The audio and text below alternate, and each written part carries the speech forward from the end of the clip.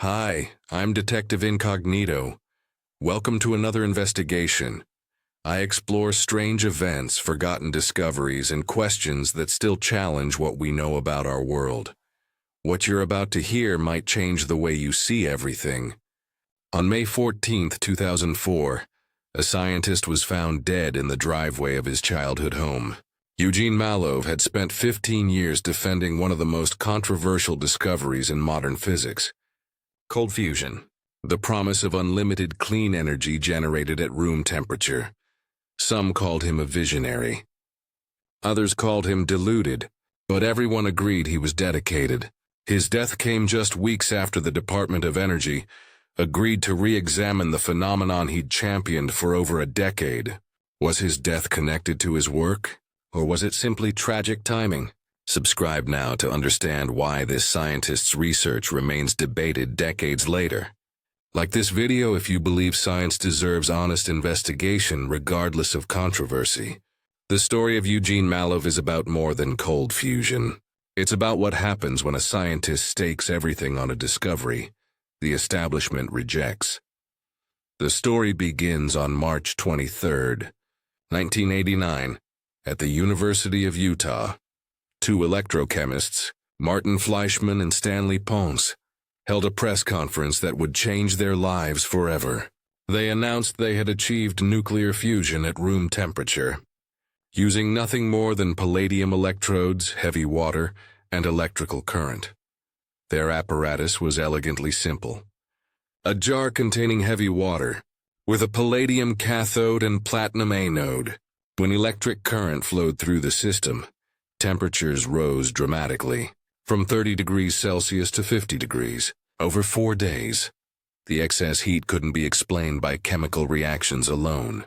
Fleischmann and Pons concluded they had created a star in a jar, fusion occurring without the massive temperatures and pressures typically required. If true, the implications were staggering: unlimited carbon-free energy from simple materials. The New York Times called it potentially the greatest discovery since fire. Time and Newsweek featured the breakthrough prominently. Among those watching the press conference was Eugene Malov, then chief science writer at MIT's news office. He saw something that captivated him completely: a potential solution to humanity's energy and environmental crisis. Eugene Malov wasn't a fringe figure when he encountered cold fusion. He held a bachelor's and master's degree in aeronautical engineering from MIT, and a doctorate in environmental health sciences from Harvard, awarded in 1975. His career included work on space propulsion systems and alternative energy technologies. In 1989, he co-authored the Starflight Handbook, exploring advanced propulsion concepts for interstellar travel. Malov was passionate about environmental solutions and believed humanity needed revolutionary energy breakthroughs. When cold fusion emerged, it aligned perfectly with his worldview.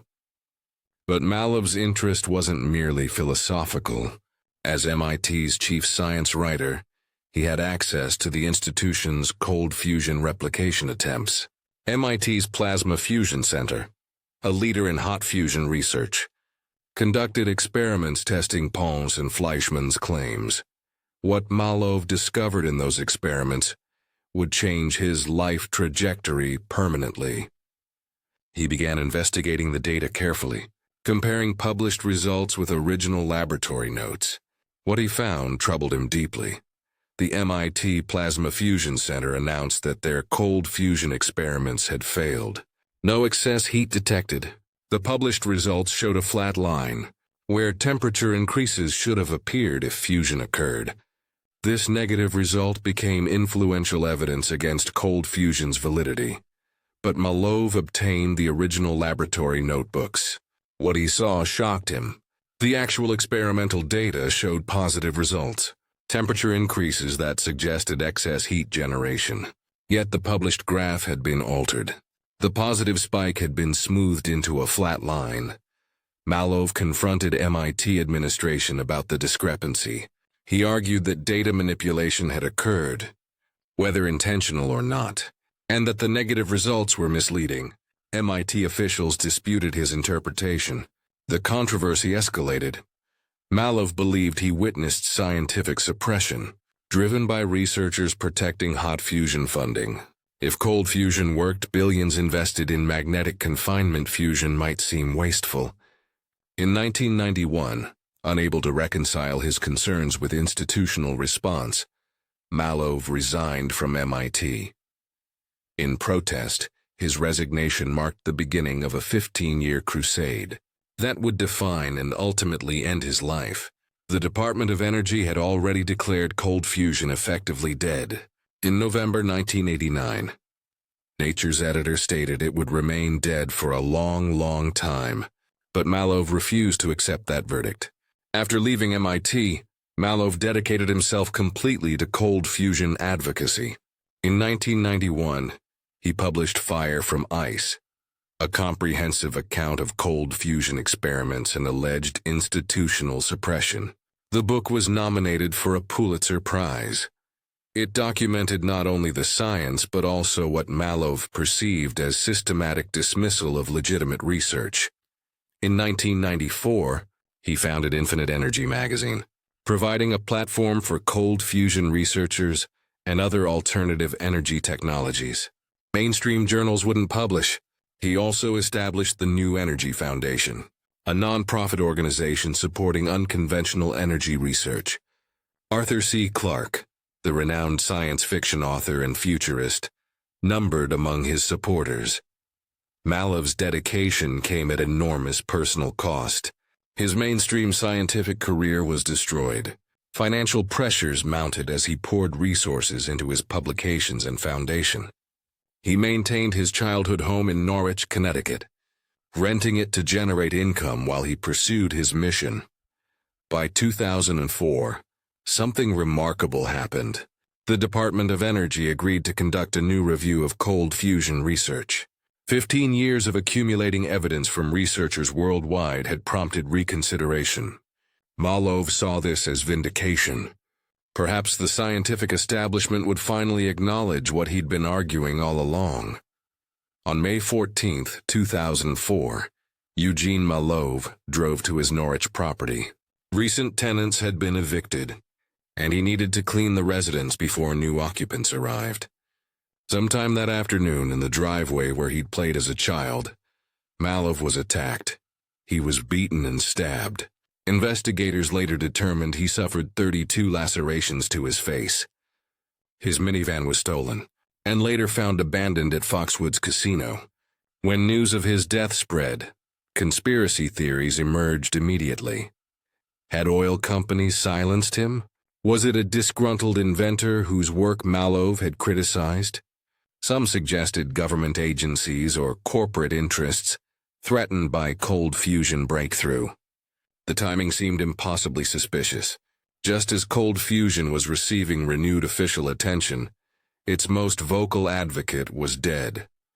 But police investigation revealed a far more mundane and tragic reality. The killing stemmed from a tenant dispute. Chad Schaffer, the recently evicted renter, became the primary suspect. The crime wasn't sophisticated conspiracy, but senseless violence over property disagreement. In 2009, a breakthrough came via a $50,000 reward tip. By 2012 and 2015, convictions were secured. Schaffer and an accomplice were found guilty of manslaughter and murder, respectively. There was no grand conspiracy, just random, brutal violence. After Malov's death, Infinite Energy magazine continued publishing under new editorship. The cold fusion community persisted, increasingly using the term LENR, low-energy nuclear reactions, to distance themselves from earlier stigma. The 2004 Department of Energy review found some intriguing evidence, but no conclusive proof of revolutionary breakthrough. Scientific consensus remained skeptical. Reproducibility issues plagued the field. Some experiments showed excess heat. Others showed nothing. Google and NASA conducted their own investigations in the 2010s with similarly inconsistent results. Researchers still debate whether LENR represents genuine but poorly understood nuclear phenomena or experimental artifacts misinterpreted as fusion. The question Malov dedicated his life to answering remains unresolved. A small but persistent research community continues investigating. Occasional papers appear in fringe journals. Conferences convene annually, but mainstream physics largely moved on. Whether Malov was right about cold fusion may never be conclusively determined. The evidence remains ambiguous enough that honest scientists can disagree about interpretation. Eugene Malov sacrificed everything for a belief. His career, his financial security, ultimately his life, though not in the way conspiracy theorists imagined. He wasn't silenced by powerful interests threatened by breakthrough energy technology. He was killed in a meaningless dispute over a rental property, yet his work raised questions that remain important. Regardless of cold fusion's ultimate validity, science requires both skeptics and believers. Skeptics prevent us from accepting false claims.